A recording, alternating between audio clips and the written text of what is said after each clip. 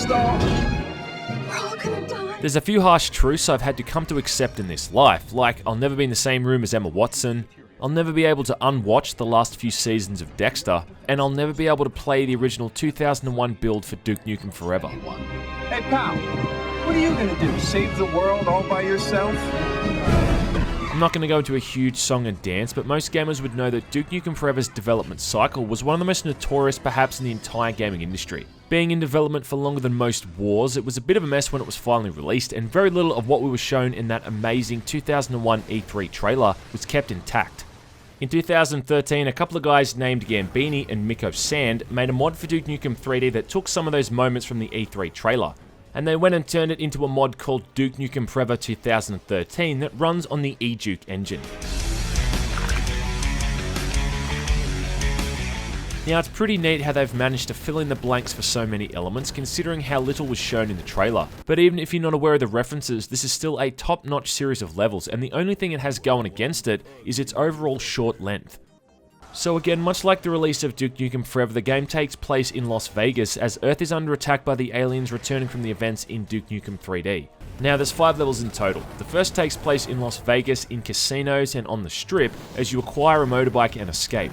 The second takes place on a highway as you're heading towards the Earth Defense Force headquarters, avoiding trucks that swerve left and right and soldiers infected by alien parasites.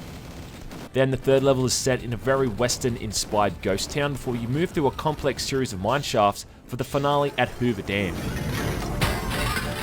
Now, like I said, most of these levels did make it into the final game in one form or another, and what this mod has tried to do is capture or recreate, if you will, those brief glimpses we got in the E3 trailers.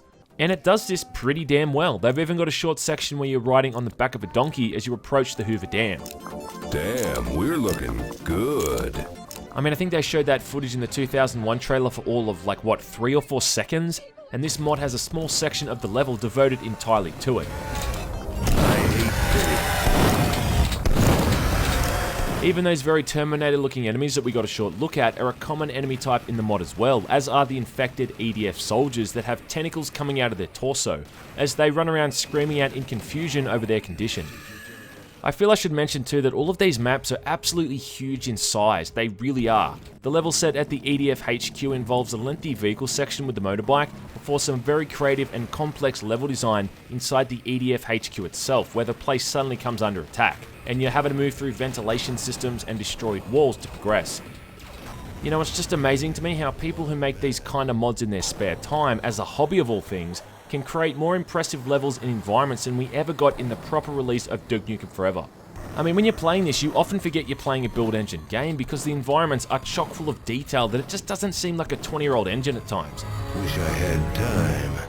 The only outright issue with this mod is that it really is quite short. I mean, I think it took me around 2 hours to get through, and that really was with taking my time and exploring every nook and cranny of each map to see how much stuff I could find.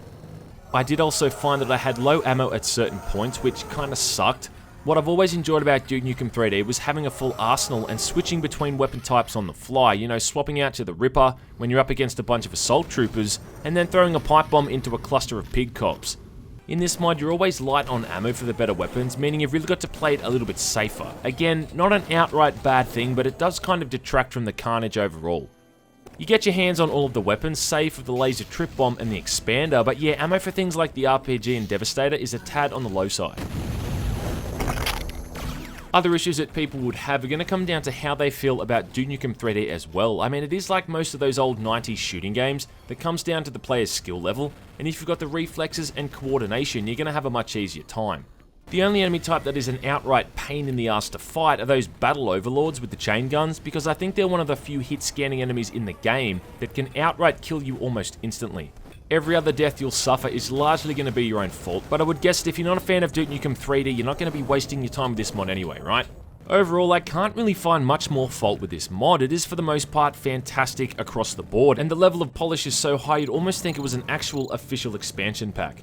It's much better than the abomination that was Nuclear Winter. Come get some. Does it mean you should forego the original Duke Nukem Forever and play this? Well, to that I would say no, Sonny Jim. I know people like to heap shit on this game, it's almost easier to do that than it is to find the good points in it, but it is still something worth checking out in its own right, as is this mod. It's good. The testament to the versatility of the build engine, much like the Doom and Quake engine, is something that still shines through almost 20 years after it was created. And with a mod like Duke Nukem Forever 2013, that's something that's going to be abundantly clear.